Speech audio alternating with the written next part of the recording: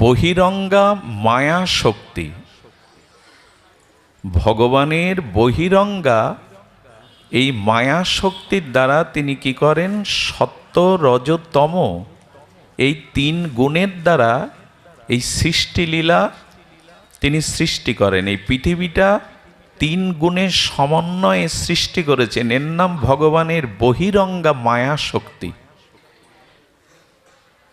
আরেকটি শক্তি আছে ভগবানের, তার নাম তটস্থ জীব শক্তি। অর্থাৎ ত্রিগুণময়ী বহিরঙ্গ মায়ার দ্বারা জগৎ সৃষ্টি হলো, কিন্তু জগৎকে ভোগ করবে কে? জগতে যদি মানুষ না থাকে, জগতে যদি জীব নিবাহ না থাকে, এই অনন্ত কোটি জীবকুল প্রাণীকুল মানুষ যদি না থাকে, তো সৃষ্টি করে সার্থকতা কোথায়? সৃষ্টিকে ভোগ করবে কে? আপনারা সবাই এখান থেকে সগৃহে প্রত্যাবর্তন করে এখানে আমাকে একা বসিয়ে দেন, এখানে আনন্দ হবে কি? পাঠের কোনো ভাগবত আলোচনার কোনো আনন্দ আমি পাবো কি? সৃষ্টি যখন হয়েছে, সৃষ্টি ভোগের জন্য ভগবান তটস্থ জীবশক্তি দিয়ে আমাদেরকে পাঠিয়েছেন। কি কি শক্তি বলা হলো? অন্তরঙ্গা শক্তি, বহিরঙ্গা শক্তি, তটস্থ শক্তি। ভাগবত কথা সাধারণ কোনো বিষয় নয়, একটু ধ্যান দিতে হবে, মনোযোগ দিতে হবে। তত্ত্ব না জানলে আমরা ভিত যদি আমরা শক্ত না করি না, উপরে সমাধি দেওয়া যাবে না, ওপরে মন্দির তৈরি করা, বিশাল অট্টালিকা করা যাবে না, তাহলে রানা প্লাজার মতো ভেঙে পড়বে। ভিত শক্ত হতে হবে। এই ভিতটাই হলো তত্ত্ব। এটি না জেনে আবেগে হুড়োহুড়ি করলে, দাপাদাপি করলে কিছু পাওয়া যাবে না। তো আমরা অন্তরঙ্গা শক্তিটা ভগবানের লীলা শক্তি, বিলাস শক্তি, বহিরঙ্গা মায়া শক্তির দ্বারা জগৎ সৃষ্টি, আর তটস্থ শক্তি দ্বারা এই অসংখ্য জীব নিচয় সৃষ্টি। তটস্থ কাকে বলে? তটস্থ বলে তটে যিনি স্থিতি হয়ে দাঁড়িয়ে আছেন। ধরুন গঙ্গা, গঙ্গার তট আছে, জলও না, আবার আপনি জলেও নেই, আবার কূলের বহু দূরেও নেই। জল এবং স্থলের মধ্যখানে যিনি অবস্থান করেন তাকে বলে তটস্থ। তটস্থ হলো আমরা জীব শক্তি। জীব শক্তি মায়ার ভগবানের ঠিক মাঝখানে দাঁড়িয়ে। গঙ্গা এবং গঙ্গার তট এই দুটির মধ্যস্থিত সীমায় যিনি দাঁড়িয়ে তাকে বলে তটস্থ। আমাদের সামনে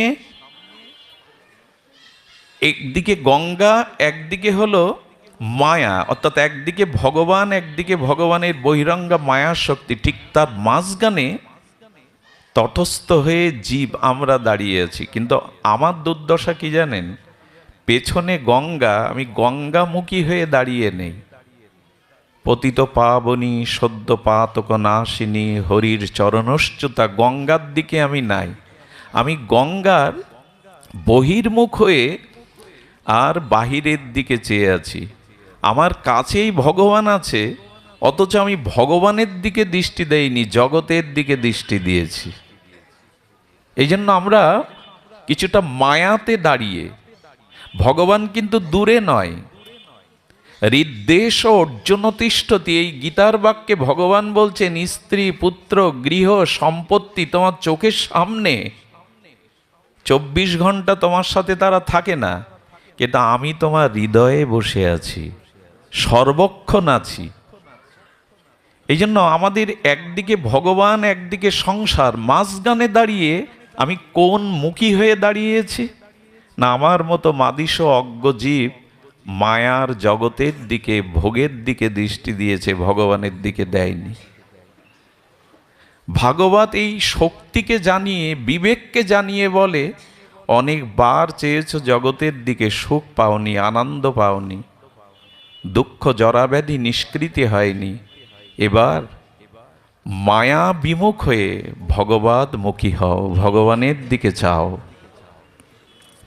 এই বিবেক, এই চেতনা ভাগবত থেকে জেগে ওঠে।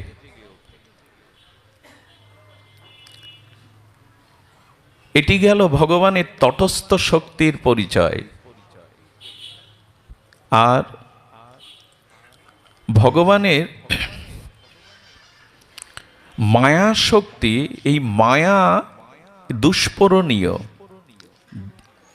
দুত্তজ্জা মায়াকে, এই দুর্জর মায়াকে জয় করা সাধারণ জীবের পক্ষে সম্ভব নয়। আচ্ছা, একটু ধ্যান দিন তো। ভোর 5:30টায় সূর্য উদয়ের প্রকৃতির নিয়ম। পৃথিবীর সমস্ত পরমাণু শক্তি দিয়ে, গবেষণা শক্তি দিয়ে 5টায় সূর্য তোলা যাবে? যাবে কি? আচ্ছা, এই যে রাতের অন্ধকার, একে কামান দাগিয়ে, বন্দুক দিয়ে, ছুরি তলোয়ার দিয়ে, বোমা দিয়ে অন্ধকার তাড়ানো যাবে? এটা নিয়ম কি অন্ধকার তাড়ানোর? বলে এত বল প্রয়োগ করা লাগবে না, সূর্য উদয় হলেই উদিত সূর্যের কিরণমালায় অন্ধকার এমনিই পালাবে। তেমনি এই যে মায়া, একে জয় করা আমাদের পক্ষে আদৌ সম্ভব নয়। এই যে মায়া আমাদেরকে অন্ধকারেই রেখে দেয়। মায়া এ জগৎকে, ভোগকে, প্রবৃত্তিকে সুন্দর করে দেখায়। এই জন্য আমরা মায়াতে একরকম মুগ্ধ। সুধীবৃন্দ, কিছু কিছু মানুষ অতি আবেগে কোনো বিষয়বস্তুর প্রতি অতিরিক্ত মুগ্ধতা আনে, আর ওই মুগ্ধতায় তার পতন হয়। কেমন জানেন? খুব মূল্যবান একটি দৃষ্টান্ত। মায়াতে মুগ্ধ হলে আমাদের কিরূপ দশা হয় একটু শুনুন। আচ্ছা, আপনারা কালো ভ্রমর দেখেছেন? এই কালো ভ্রমরের দন্তশক্তি আমাদের থেকে বেশি। এই যে ছোট কালো ভ্রমর আছে না, ওরা বড় বড় শক্ত কঠোর কাঠের গুঁড়িগুলো দন্ত দিয়ে ভেদ করে। দরজা জানলা বড় শক্ত কাঠের গুঁড়ি করে কিনা? ভ্রমর ওইটুকু প্রাণী তার দন্ত শক্তি দিয়ে বড় বড় কাষ্ঠের গুঁড়িগুলিকে এফোড় করে ফেলে।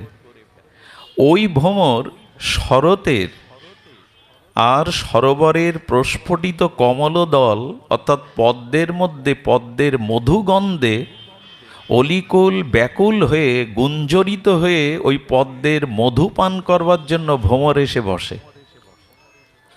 কিন্তু পদ্মের একটি স্বভাব হলো, পদ্মফুলের স্বভাব হলো সূর্য উদয়ে পদ্মের পাপড়ি প্রকাশিত হয়, আর সূর্য অস্ত গেলে পদ্মের পাপড়িগুলো আবার স্তিমিত হয়ে যায়। এটি পদ্মফুলের একটি স্বভাব। তো ওই যে ভ্রমর অলি, সে ব্যাকুল হয়ে পদ্ম মধুগন্ধ আস্বাদন করতে গিয়ে এতটা মুগ্ধ হয়ে গেছে যে পদ্মের পাপড়িগুলো যখন স্তিমিত হলো সূর্য অস্ত যাওয়ার পরে, তখনও বেরিয়ে আসার আর সম্ভব হয়নি। ওর মধ্যেই নিঃশ্বাস বন্ধ হয়ে মরে থাকে। পরদিন প্রভাতে প্রাতে যখন সূর্য উদয় হয়, সূর্যের কিরণে আবার পাপড়ি মেলে, তখন দেখা যায় ভ্রমর কেউ কেউ ওই পদ্মের মধ্যে মরে পড়ে রয়েছে। এখন পদ্মের ওই ভ্রমের কাছে প্রশ্ন করুন তো, ভ্রমরের কাছে, ভ্রমরার কাছে, তুমি যে তোমার দন্তশক্তি দিয়ে শক্ত কাঠের গুঁড়িগুলো ভেদ করো, পাপড়ি যখন স্তিমিত হয়ে গেল, পদ্মের পাপড়ি তো কোমল সূক্ষ্ম, তাকে ভেদ করে তুমি বাইরে আসতে পারোনি, মরে পড়ে রয়েছো কেন? ভ্রমরের উত্তর কি জানেন?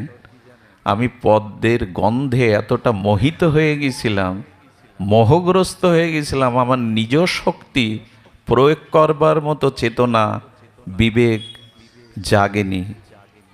ঠিক মানুষ এই সংসারে রূপ রস গন্ধ ভোগের দ্বারা এতটা মোহিত আমরা যে ওই ভ্রমরের মতো ওই পদ্ম মধুগন্ধে মোহিত হয়ে, মোহগ্রস্ত হয়ে বারবার জন্মাচ্ছি, বারবার মরছি, বারবার দুঃখ ভোগ করছি, কিন্তু এর থেকে বেরিয়ে আসার যে চেতনা, যে বিবেক, এটা জাগ্রত করতে পারছি না। এরই নাম মায়া, এরই নাম মায়া মুগ্ধতা।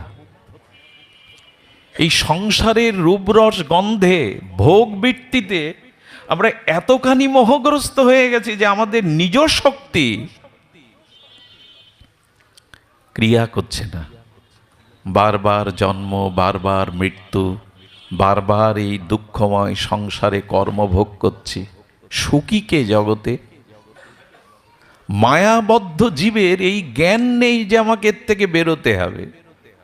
এই জন্য তো সাধু সঙ্গ, এই জন্য তো হরি কথা, যাতে বিবেক জাগ্রত হয়, আমি আমার স্বরূপকে, আমার ঘুমন্ত শক্তিকে আমি জাগাতে পারি। এই জন্য ভাগবত, এই জন্য ভাগবত কোলাহলের জিনিস নয়, মনোরঞ্জনের জিনিস হলে ফাংশনে যান, জাদু খেলা দেখতে যান, পার্কে যান, মনোরঞ্জনের অনেক ব্যবস্থা আছে জগতে। ভাগবত মনোরঞ্জনের জিনিস নয়, ভাগবত মোহ অন্ধকার দূর করে বিবেক জাগ্রত করার তত্ত্ব। এখানে কোলাহলের জায়গা নয় তো। এই জন্য একবার দিও মা, একবার দিও মা। ভাগবতে বারবার উলোধ্বনির প্রয়োজন নাই, দিলে একবার দিও। সুধীজন, এই জন্য এই মায়া শক্তির মুগ্ধতা হতে জীব ত্রাণ সেদিনই পাবে যেদিন ভগবানের অন্তরঙ্গা শক্তির সাথে তার পরিচয় হবে। বিষয়টি একটু কঠিন, কিন্তু বোঝা চাই, নাহলে আমরা মোহ থেকে বেরোতে পারবো না। এই অন্তরঙ্গ শক্তির সাথে আমাদের একটু যুক্ত হতে হবে।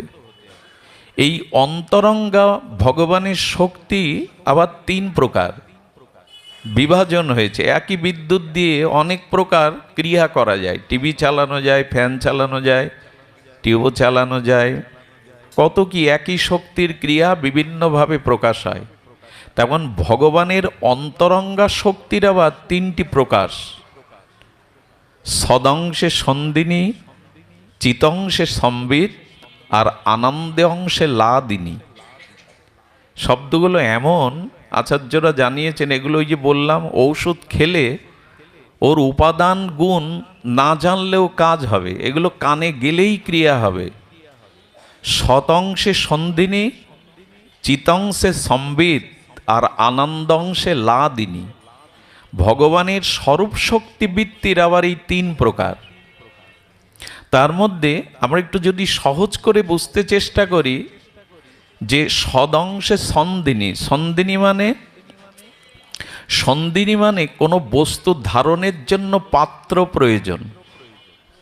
তেমন ভগবান জগতে যখন সচ্চিদানন্দ বিগ্রহ রূপে প্রকট হন, তখন সেই ভগবানকে ধারণ করার যে শক্তি, তার নাম সন্ধিনী। যেমন ধ্যান দিন, শ্রীধাম বৃন্দাবন ব্রহ্মার সৃষ্টি নয়। এই জগৎকে সৃষ্টি করেছে ব্রহ্মা, কিন্তু শ্রীধাম বৃন্দাবন ব্রহ্মার সৃষ্ট জগতের কোনো অংশ নয়। এখানে কোনো পাঠক আচার্য আসবেন, ভাগবত প্রবক্তা আসবেন, এই জন্য আসনটা আগে তৈরি করা হয়েছে কিনা, কোনো মান্যবর এখানে প্রধান অতিথি রূপে আসন গ্রহণ করবার আগে আসনটা পেতে রাখা হয় কিনা, তেমনি ওই সচ্চিদানন্দঘন ভগবান যেখানে লীলাবিলাস করবার জন্য আসেন, সেই স্থানটা জগতের প্রপঞ্চের মতো নয়। এই জন্য বৃন্দাবনকে ধাম বলা হয়, গয়া কাশী তীর্থ, কিন্তু বৃন্দাবন,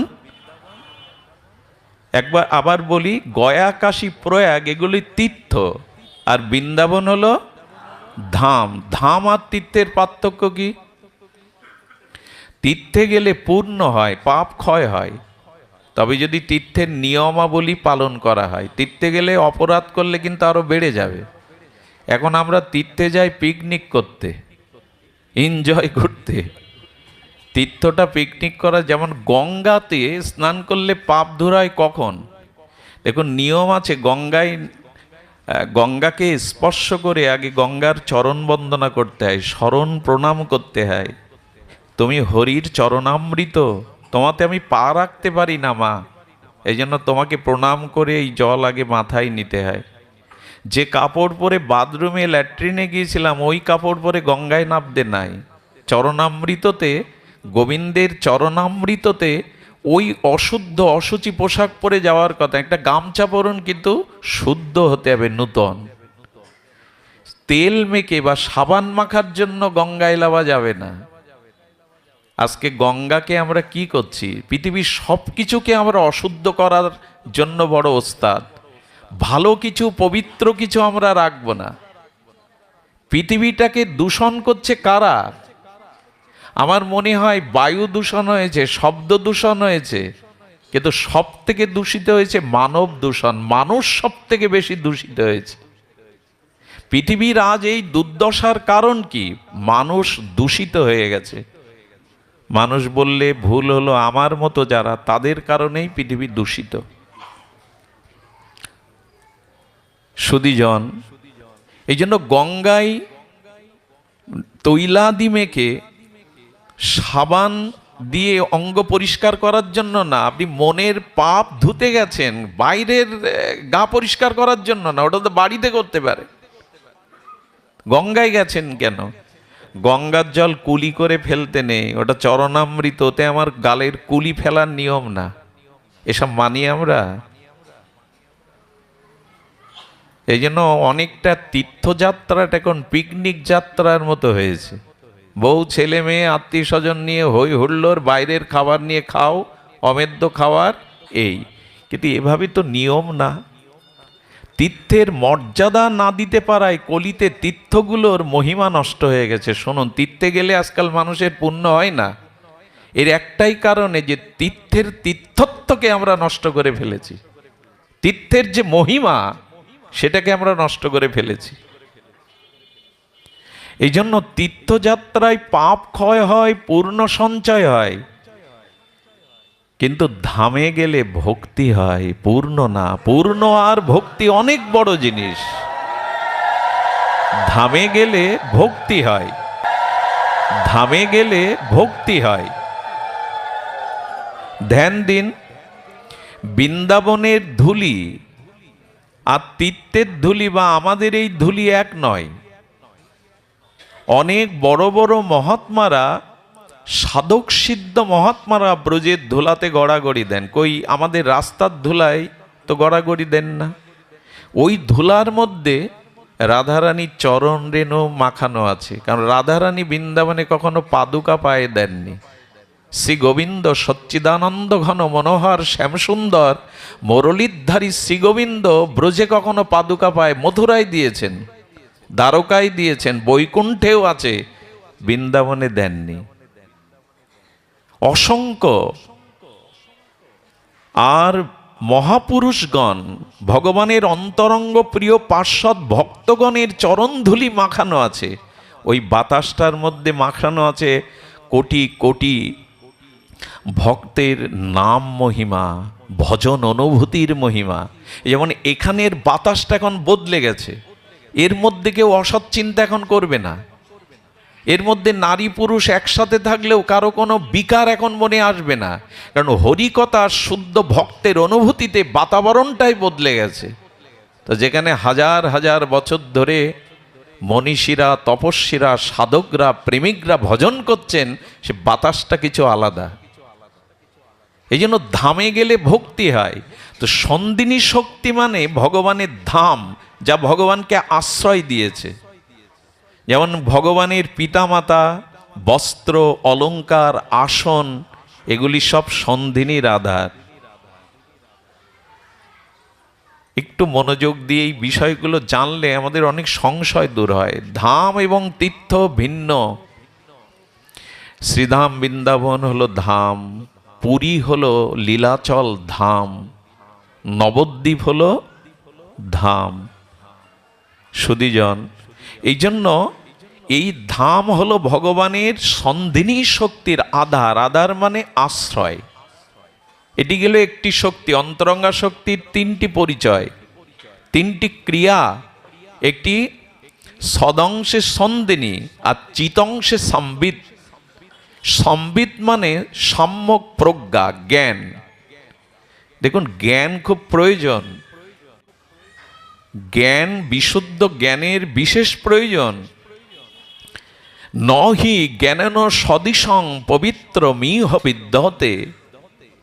শ্রীগোবিন্দ গীতাবাক্যে বললেন, জ্ঞানের ন্যায় পবিত্র বস্তু এ জগতে নাই। অগ্নি যেমন সমস্ত পদার্থকে বিশুদ্ধকরণ করে দেয়, জ্ঞান ও মানুষের সমস্ত অবিদ্যাকে পুড়িয়ে তাকে শুদ্ধ করে দেয়। জ্ঞান হলো তরণী, নৌকা। নৌকাকে আশ্রয় করলে যেমন আমাকে পার করে ওপারে নিয়ে যায়, জ্ঞানকে আশ্রয় করলে মায়া কবলিত পার হতে ভগবানের রাজ্যে যাওয়া যায়। নহি জ্ঞানেন সদৃশং পবিত্র মিহ বিদ্যতে। জগতে জ্ঞানের ন্যায় পবিত্র কিছু নাই, কিন্তু এই জ্ঞানটার আকার আবার অনেকগুলো।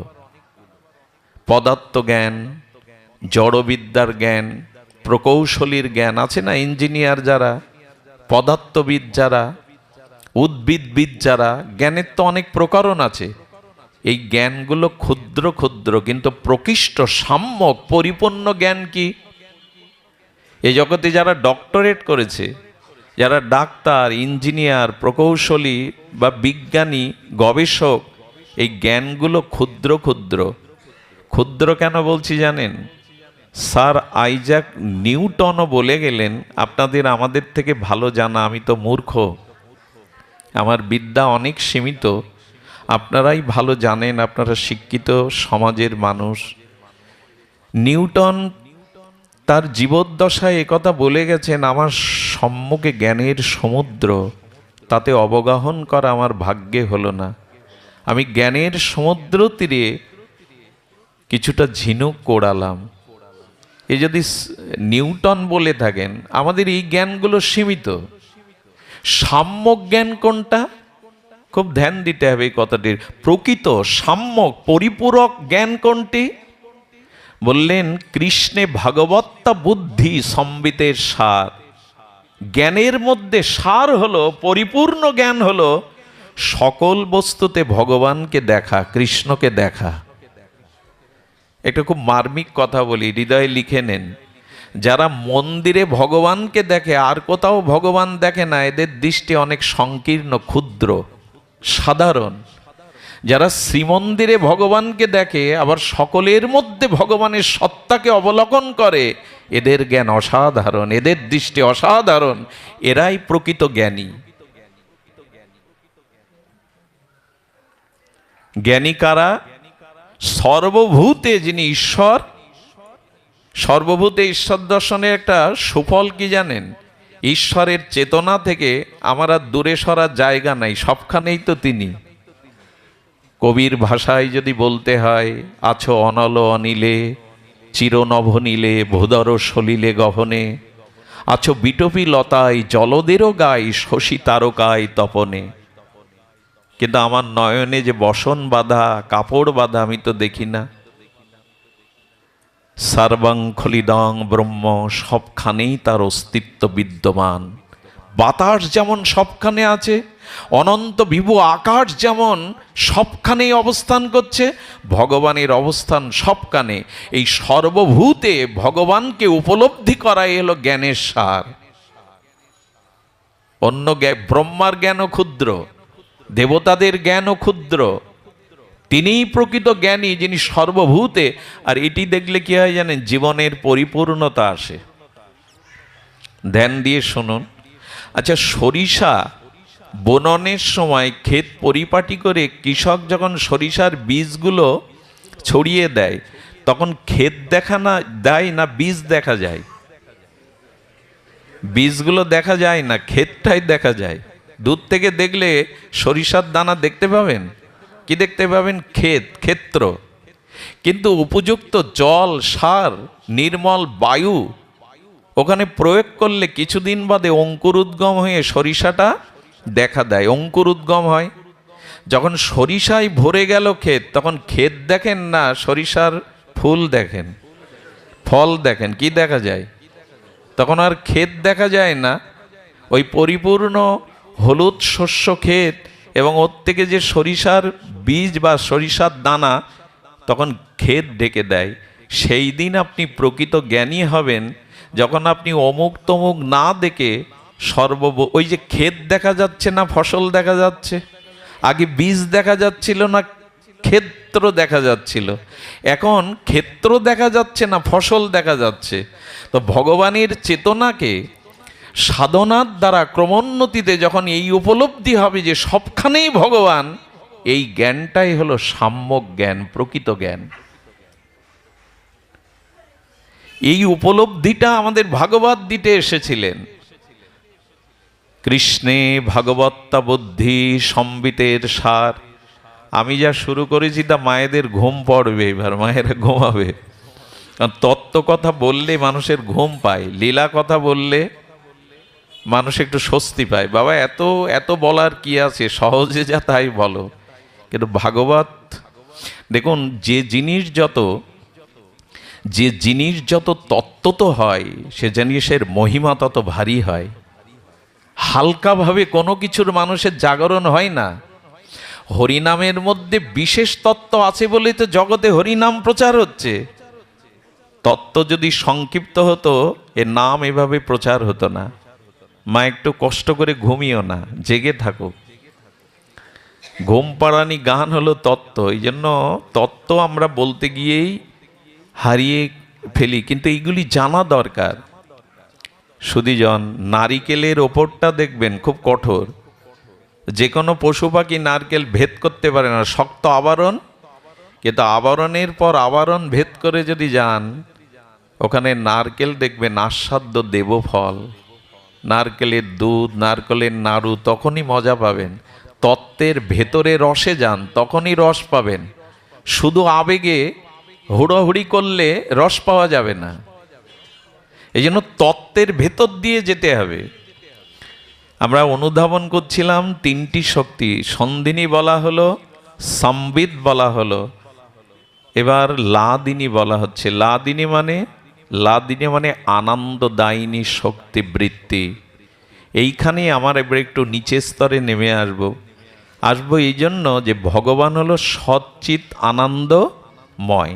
এই পরিচয়টা দেওয়ার জন্য ভূমিকাতে আমরা একটু এই দিকে গেলাম। এবার আমরা ফিরে আসি সহজ করে। ভগবানের স্বরূপ কি? সৎ চিৎ আনন্দ।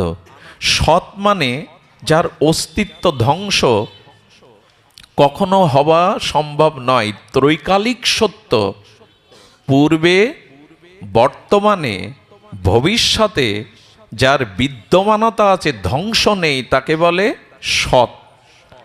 যেমন দেহ বহুবার ধ্বংস হয়েছে, মাটি হয়েছে চিতায় পড়ে, কিন্তু আত্মা হলো সৎ। ওর জন্ম নেই, মৃত্যু নেই, ব্যাধি নেই, ক্ষয় নেই, লয় নেই, ক্ষুধাও নেই, তৃষ্ণাও নেই, ত্রৈকালিক সত্য, তাকে বলে সৎ। ভগবান হলো সৎ। আর চিৎ মানে জ্ঞান। একটু আগে যে কথা বললাম, ভগবান হলো পূর্ণ জ্ঞানময়। জগতের যত জ্ঞান তার কাছ থেকে ধার নেওয়া, ক্ষুদ্র ক্ষুদ্র জ্ঞান, পরিপূর্ণ জ্ঞানের মূর্ত বিকাশ হলন চিৎ মানে জ্ঞান। আর সচ্চিৎ আনন্দ তো আর বোঝাবার কথা নয়, পরিপূর্ণ আনন্দ তিনি। এখন ভগবান আর আমাতে পার্থক্য কি? তিনি সচ্চিৎ আনন্দময়। ভালো করে শুনুন, সচ্চিৎ আনন্দময় ভগবানের স্বরূপ। আমার স্বরূপ বলে, আমার স্বরূপ ওই তিনটি। আমার ভেতরে ওই সচ্চিৎ আনন্দ আছে। তার কারণ কি জানেন?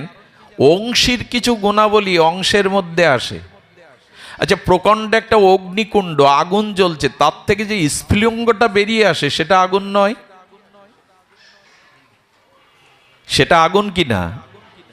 প্রকাণ্ড অগ্নিকুণ্ড হতে অগ্নির কিছু ক্ষুদ্র স্ফুলিঙ্গ বাইরে এলো, সেটা আগুন কি না? হাতে পড়লে পুড়বে কি না? কিন্তু ওটা বৃহৎ অগ্নিকুণ্ড, আর স্ফুলিঙ্গটা হলো ক্ষুদ্র। তেমনি ভগবান বৃহৎ সচ্চিদানন্দময়, পূর্ণ সচ্চিদানন্দময়। আমি হলাম, আপনি হলাম ক্ষুদ্র সচ্চিদানন্দময়। ওনার সাথে আমার মিল আছে এক জায়গায়, ভগবানের সাথে তারই সৃষ্ট তো আমরা। দেখুন, এই পরিচয় জানলে আপনি আর হিন্দিকে নিচু দিকে নজর দিতে পারবেন না। সুধীজন, আমরা তো আমাদের স্বরূপ পরিচয়টা জানি না।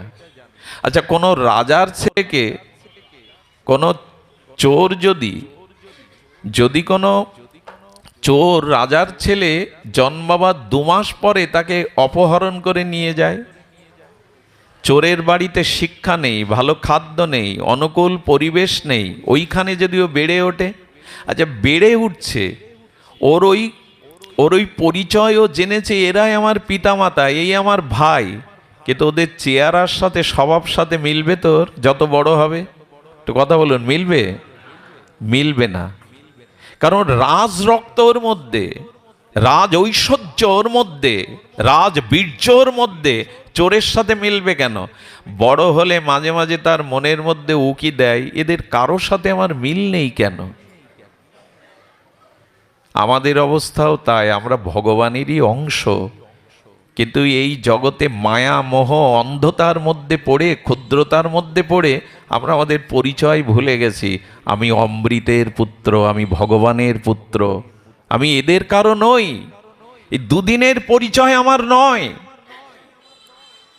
অমৃতস্য পুত্র, তুমি অমৃতের পুত্র, সচ্চিদানন্দের পুত্র। তোমার ভিতরে ভীরুতা, কাপুরুষতা, ন্যূনতা মানায় না, তুমি রাজার রাজা। ভাগবত এই স্মৃতিটা আমাদের মনে করিয়ে দিতে আসে। এই পরিচয় গীতা শাস্ত্রে ভগবান দিয়েছেন, মামৈবাংশ জীবলোক জীবভূতা সনাতনা মনা ষষ্ঠানি ইন্দ্রাণী প্রকৃতিস্থানি কর্ষতি। ভগবান বললেন জীব আমার সনাতন অংশ। কি বললেন এখানে?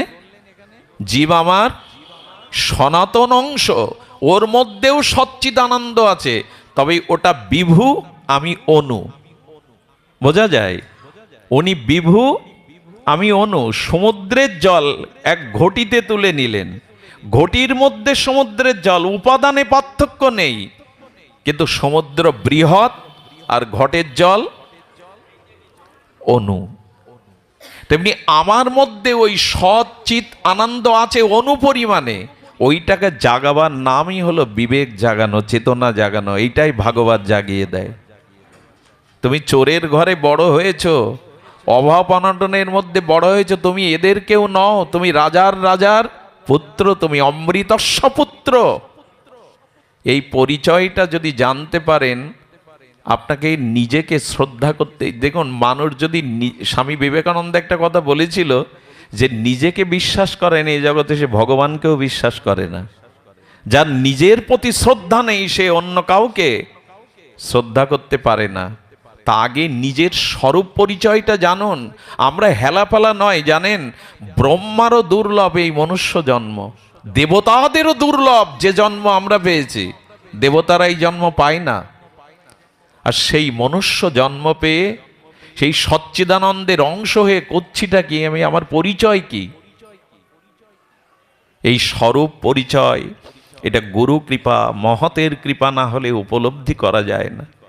ওই চোরের বাড়িতে মানুষ হচ্ছে ওই সংকীর্ণ, আর ওই যে প্রতিকূল পরিবেশে মানুষ হচ্ছে, যদি কোনো সর্বজ্ঞে সে বলে, খোকা তোর চেহারার সাথে, তোর স্বভাবের সাথে এদের মিল নেই, কারণ তুই রাজার ছেলে, তোকে এখানে অপহরণ করে এরা এনে রেখেছে। তখন জানতে চায় আমার বাবা রাজা, এই জন্য তো বলি আমার সাথে এদের মেলে না কেন? আমার বাবার ছবিটা দেখাতে পারো?